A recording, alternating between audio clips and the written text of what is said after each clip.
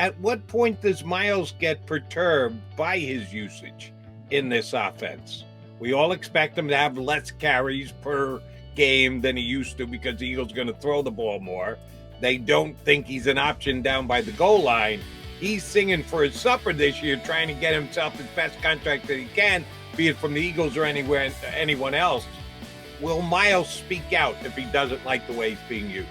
Yeah, I mean, you hit the nail on the head there, Jody. I mean, Miles is playing for his next contract. I mean, the Eagles probably aren't going to give him an extension.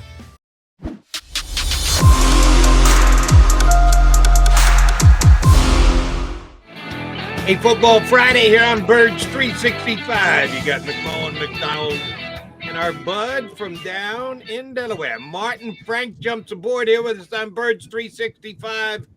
Martin, how badly was McMullen sweating yesterday? Oh man, not any worse than anybody else. Yeah, that's one where you don't even feel bad. There's nothing you can do about it. I said, take a look at Nick Sirianni's shirt. He's got his poor kids up with him on his lap. He's sweating pretty badly. It was one of those days. It was oppressive, but it's good to see Martin. It's been a long time, Martin. Yeah. Couple interesting tweaks. I guess we'll start there. By the way, Jody, practice squad is 16-6 veterans. So just a little bookkeeping there. Couple interesting tweaks, I thought. Josiah Scott, I'll start there, was taking second team safety reps, which kind of jumped out at me. And poor Jaquaski Tart is down on the third team. Meaningful, just one of those things they're rotating on a hot day. Or are they trying to find spots for Josiah Scott and Kerry Vincent? What do you think is going on in that defensive backfield? Well, it's interesting you bring that up because I noticed Tart running with the third team a little bit, and I'm thinking, is it possible that he might not make the team? I mean, at this point it means pretty much nothing. Maybe they just want to see Josiah Scott as a safety. They like to have all these guys be interchangeable. You play like either nickel, safety, maybe even on the outside if necessary. So it might be just, giving them a look there. I mean, I was actually counting this. They have 12 cornerbacks on the roster. They got to take advantage of their 2 reps, Martin. Exactly. So if you got 12 cornerbacks on the roster, 4 of those spots are definitely taken with, Bradbury, Slay, Avonte Maddox, and Zach Pearson. So you got basically, I'm trying to do the math here, 12 minus. Yes. Yeah. 8 guys for maybe 2 spots. Yeah, exactly. So, you got to try people pretty much at every different position and see what you got. That's a lot of math that the coaching staff has to do. Might be over the Birds 365 heads here. But it's a very legitimate question because they have as much depth as they have at that position. And, oh, by the way, they're going to get more of a pass rush this year than they did last year, one man's prediction and opinion, which means there might be a couple of balls up for grabs this year.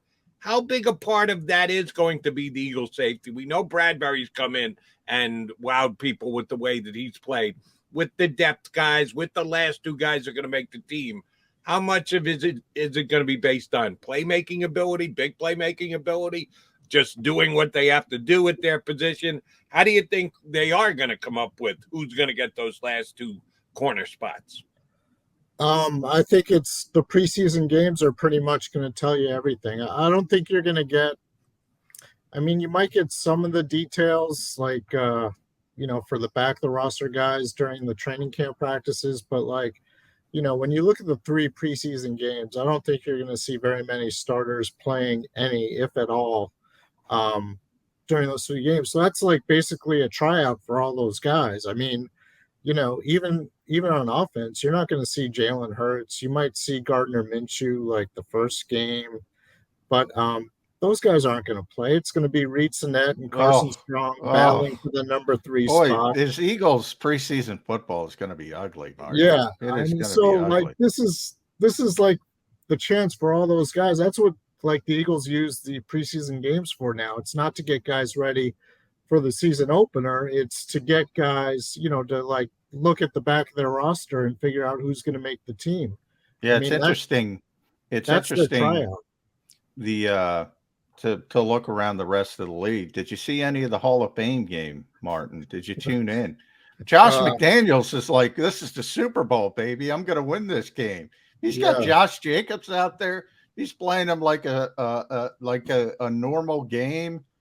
He really wanted to win that game. What do you think of the sentiment of somebody like that versus what you just explained, which is correct in how the Eagles handle things?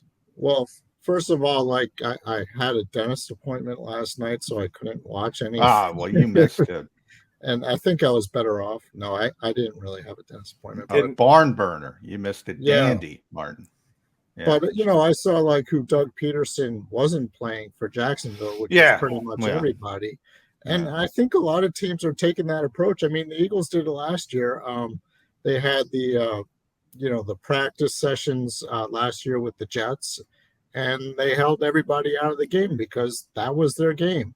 And the Eagles are doing that twice this year. They're doing it when they play Cleveland preseason week number 2, and they're doing it the next week in Miami against the Dolphins in preseason week number 3. So that's going to be the game for Jalen Hurts, the starting offense, A.J. Brown, the defense.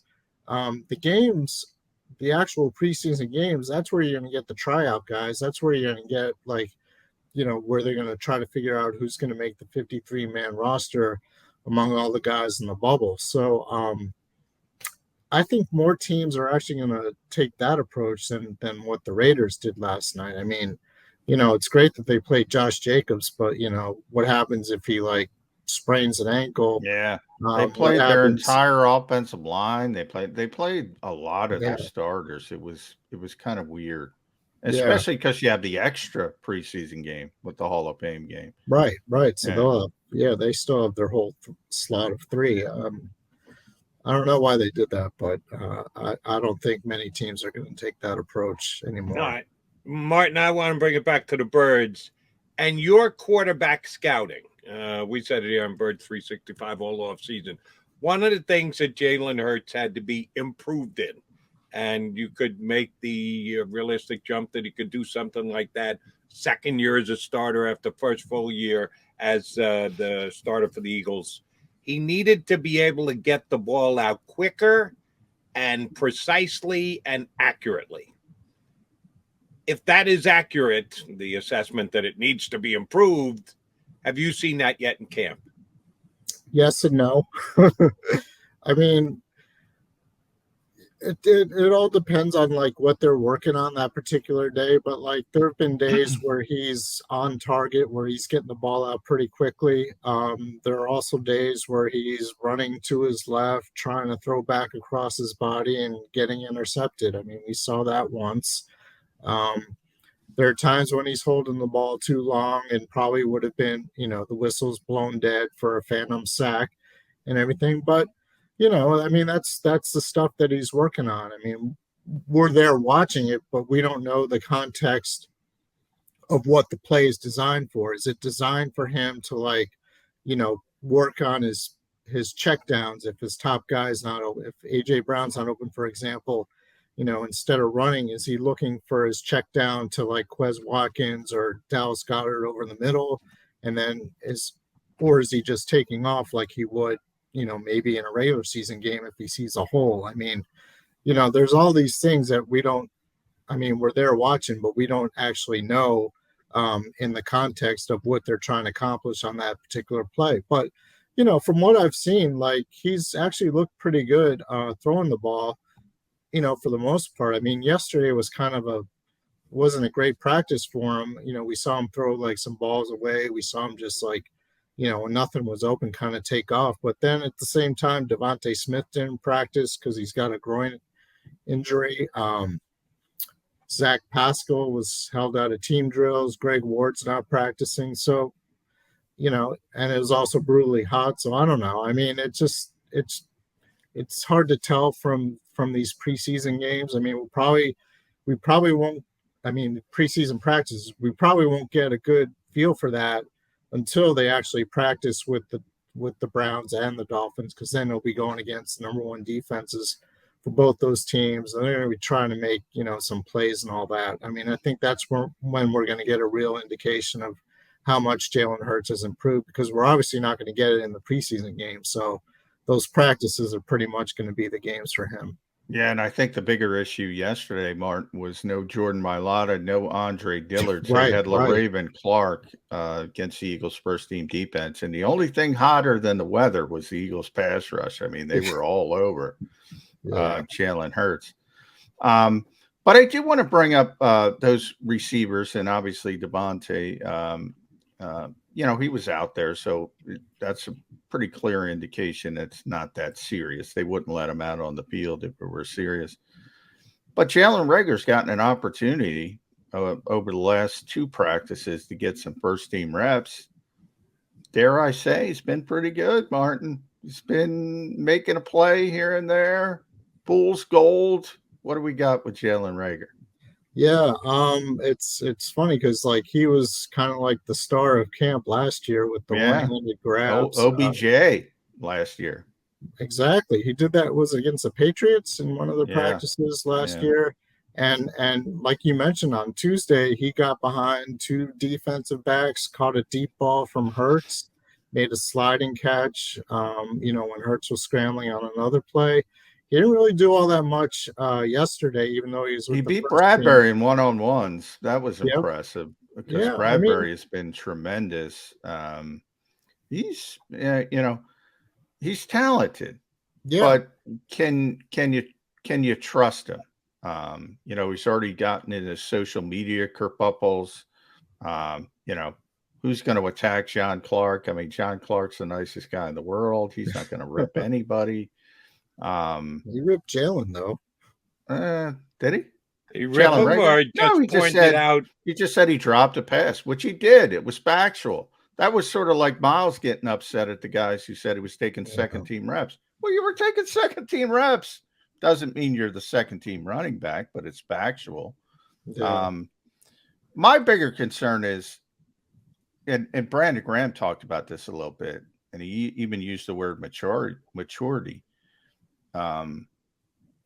If you're in a public setting, and obviously people are very passionate, and you can't handle social media, you should probably dump the social media. Yeah. Is that where we are with Jalen Reagor? Oh, yeah. I mean, I think we've been there for a while. He kind of posted a response to John Clark, and then it quickly came down, and I mean, he's got. We had the over under on 1 hour. I think it was right around there. Yeah, I take the under on that. It was pretty quick. But I mean, he's got to just focus on his job and everything. I mean, he can't get all caught up in what John Clark is tweeting of all people. What other people are tweeting. He just needs to focus on his job. And I think you mentioned earlier about Reagor, he's not going to be Justin Jefferson. And the Eagles, I think they realize that. I think they've moved on from that possibility. They went out and got A.J. Brown. They're using Quez Watkins. I mean, Nick Sirianni after the season even went to say that, Quez Watkins could be the best number 2 wide receiver in the league. He's got that potential. So obviously Jalen Reagor is behind Quez Watkins too. And they went out and got Zach Pascal, who was Sirianni's guy in Indianapolis. So he might even be behind Zach Pascal for all we know. So, the expectations for Reagor are obviously lower than they have been. And maybe that works for him. I mean, maybe that's kind of what people have to accept, that he's not going to be Justin Jefferson, but if you need him, he can make a play for you. And, from what we've seen, he can make a play. He's just not going to get very many chances to do that. Not as many as, they expected when they drafted him. All right, Martin, let me ask you about a guy whose name you just threw out there. Zach is back. Pascal gets onto the field for the first time here in camp. I had food poisoning once, and it was probably 25 years ago. And I got to be honest, the first 12 hours are like, you want to die. You just are so ill and it's so bad. And then you get over it. Then you're okay about a day later and you're perfectly fine. He's been out for like a week. Yeah. What's the deal with Zach Pascal, the coach's favorite player? Yeah, I don't know. They have all these things now, like you have to have load levels, you have to be certain hydration area. And maybe, you do lose a lot of hydration when you've got like, food poisoning and everything. And maybe you just need clear, you need clear, Jody. You can't get on the field unless it's clear. Really? They check that every day? Well, they used to do it with Chip. I don't know. I don't get into those questions. I think like the best example I always remember is Michael Kendricks one day. We went up to him after practice, like, why weren't you practicing? And he kept saying, load levels. I'm like, what is that? He just kept saying load levels. Yeah, they measure all that stuff. And maybe you have to pass a certain threshold or whatever. And maybe Zach Pascal, hey, he's a veteran, ease his way into camp. I mean, Asante Samuel, when he was with the Eagles, like he would always have a hamstring injury for a week during camp, you got to be cautious. Zach Pascal is Asante Samuel, but he might be in Nick's mind. He might be in Nick's mind. Another sort of eye-opening aspect to me is Kenny Gainwell has been pretty consistently the goal line back. I was expecting him to be the third down back, the hurry up back, but not the goal line back. And he was pretty successful last year and I guess I get why they're thinking that, but he hasn't been successful at it in practice. And it is just practice. Right. Is it more like Jalen Hurts is the actual goal line back when it comes to it with the Eagles offense? Because if I need 1 yard on 4th and 1, I'm not giving the ball to Kenny Gainwell. No. I totally agree with that. I mean, Jalen Hurts had 10 rushing touchdowns last year. Yeah. If it's 4th and 1, you got to account. If you're a defense, you have to account for him. So whether he's sneaking up the middle, whether he's rolling out, I mean, you have to have a defender spying him. And if they do that, then he can throw it in the end zone, obviously. But I think Jalen Hurts is they're pretty much their best weapon, like, at the goal line and everything. I mean, you have to account for him. That makes everybody better too, because, not that he did, but you could hand it off to Miles Sanders.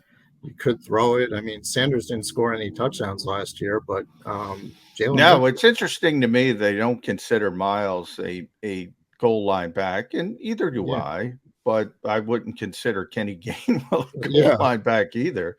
Now, Boston Scott, despite his lack of height, he's very powerful. He's a power lifter. He would make more sense to me. But then we start talking about no Jordan Howard. Do they need that big back presence? Is that important? I don't know. It depends what they do with tight end. I mean, they could always use one of those guys. In their jumbo package or whatever. It just depends. I mean, Hurts is you say what you want about him as a passer and his accuracy and all that, but the guy's a weapon as a runner, and he's not afraid to take it up the middle. He's not afraid of contact, and he might just be their best weapon, on 3rd and short, 4th and short, running the ball up the middle if they need to get 2 yards. I mean, he might be their best guy. I mean, he probably is. So why not use him? Let me stick with the goal line. Both you guys correctly pointed out, as Johnny likes to say, facts are facts. Miles had no touchdowns last year. But the year before, he had 6. last year of Doug Peterson's offense, so it's not like he's completely incapable of getting touchdowns. He got 6 the year before on the ground. Miles got a little nose bent out of shape the other day when correctly, again, facts were stated that he was running with the second team. At what point does Miles get perturbed by his usage in this offense? We all expect him to have less carries per game than he used to because the Eagles are going to throw the ball more. They don't think he's an option down by the goal line. He's singing for his supper this year, trying to get himself his best contract that he can, be it from the Eagles or anyone else. Will Miles speak out if he doesn't like the way he's being used? Yeah, I mean, you hit the nail on the head there, Jody. I mean, Miles is playing for his next contract. I mean, the Eagles probably aren't going to give him an extension, and he probably won't accept one because, he wants to rush for like 1,300 yards. He wants to get like 10 million a year and everything like that. And I don't think the Eagles are going to pay that, but somebody will. So, yeah, I mean, if he's not getting like 20, 25 touches a game, he's going to be quite upset. And I wouldn't be surprised if he would express that kind of frustration publicly if there's a trend developing with that. So, yeah, I mean, Miles wants to get the ball. The Eagles want him to get the ball. I mean, if Miles has a great season and gets like 1,200 yards rushing, the Eagles are going to go places this year. It might price him out of coming back next year, but it's going to help him this year. Yeah. I think the Eagles realize that. So, yeah, I mean, if Miles we won't see that in preseason, obviously, because I think Miles also wants to make sure he's healthy for the season because that has been an issue as well. So, I don't think he'll make any kind of waves during the preseason. So, like that day when he was kind of spouting off about being with the second team, that wasn't really. I mean, I don't think there was anything to that. I mean, I kind of agree with Sirianni. It's just how the rotation goes. I've seen him run with the second team before. It wasn't anything new. All right. Happy Friday, Martin Frank. And that is a clear indication we are going to shift to the defensive side of the ball because that's a little JG greeting. Happy whatever day. But boy, this defense looks deep and talented and versatile. The front, they can use different looks. They have so many options. The linebackers, for the first time in forever, were like Nakobe Dean. Everybody's like, Nakobe Dean. He can't even get on the field because TJ is so good. And Davion Taylor's been so good.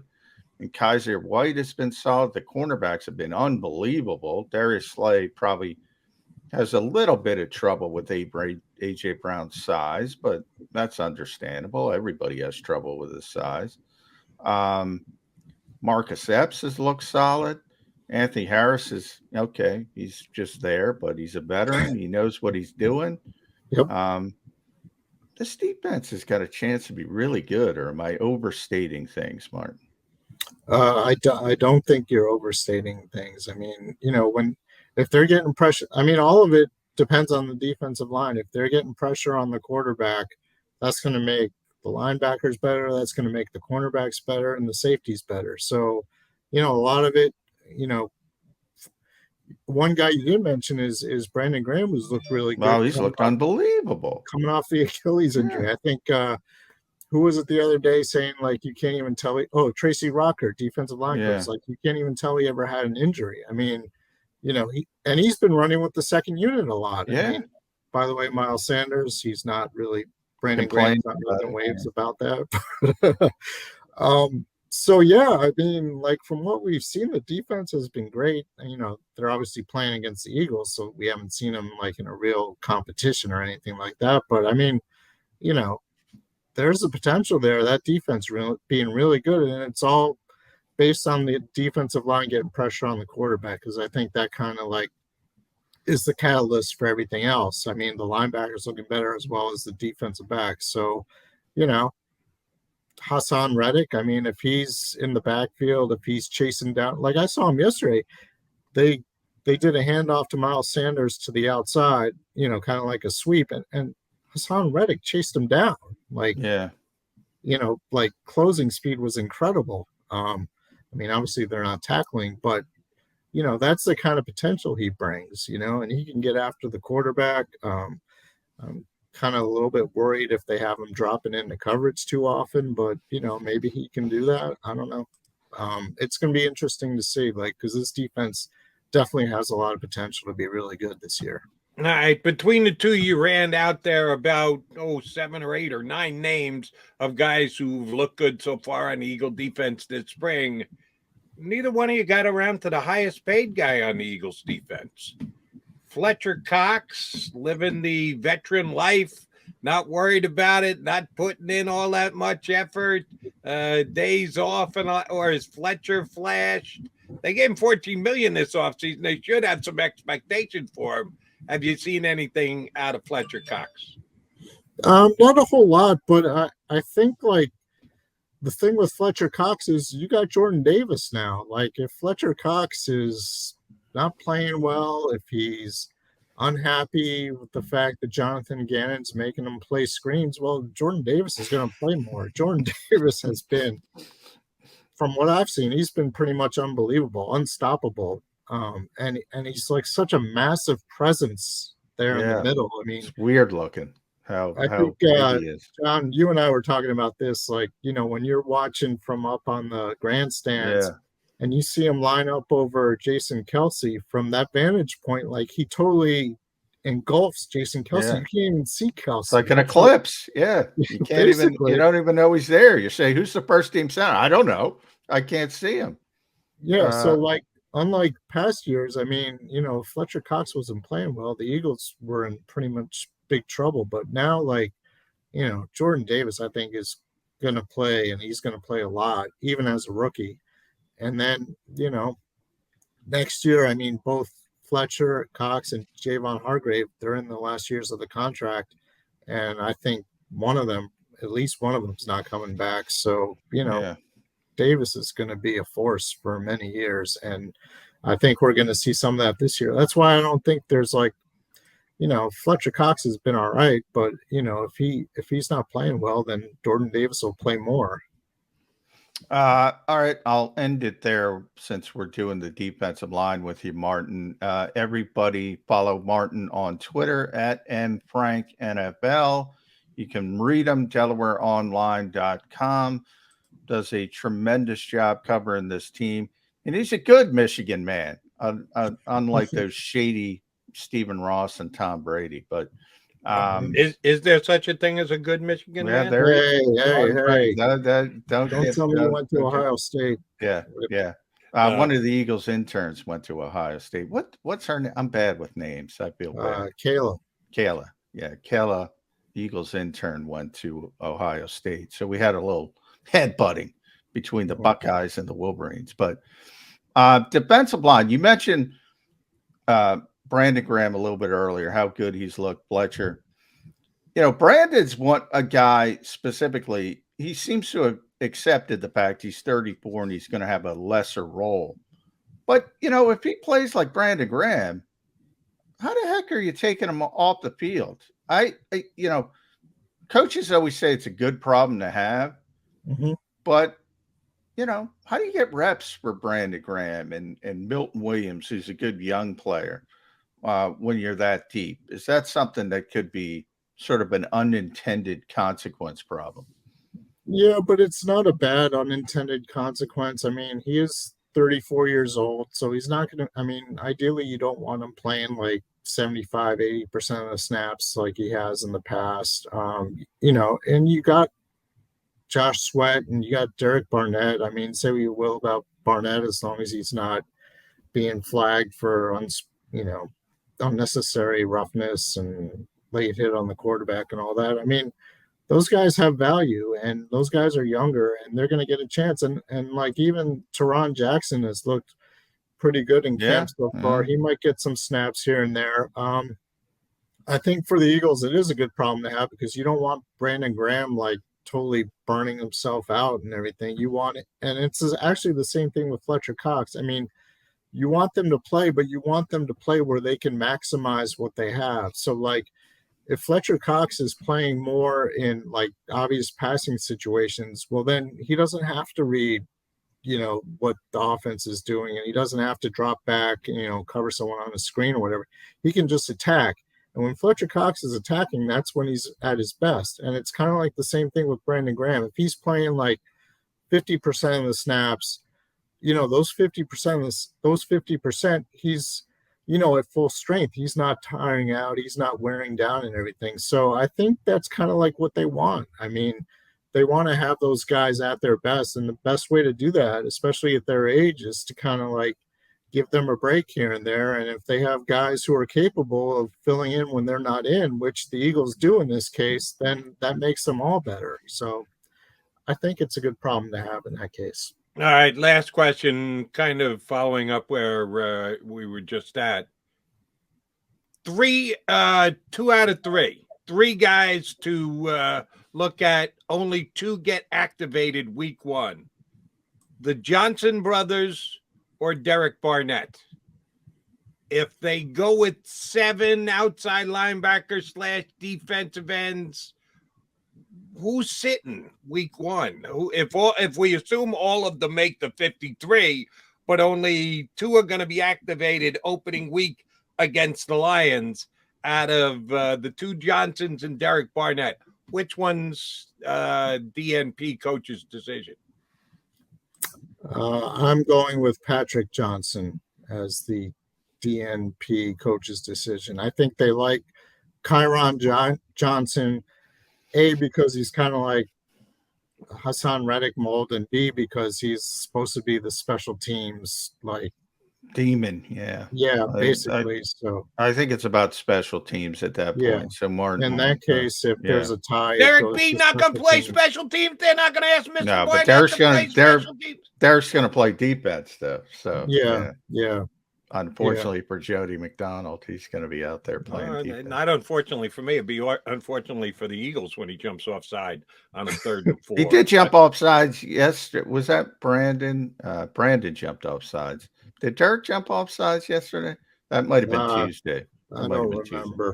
Yeah. I was would be surprised if he did, but I don't remember. It's always him, Martin. It's always him. Always him. That's a meme that the coach will never be able to get away from. Yeah. We always appreciate when you jump on board with us, Martin. I hope next week it's not as hot as it was yesterday. And if it is as hot as it was yesterday, I hope you don't have to stand next to John. Yeah, Martin tries to avoid me at all costs. It's very difficult since we sit next to each other in the media house, but he tries. Yeah, smart man. Martin, always a pleasure. Thanks, brother. All right. Thank you, guys. See you again.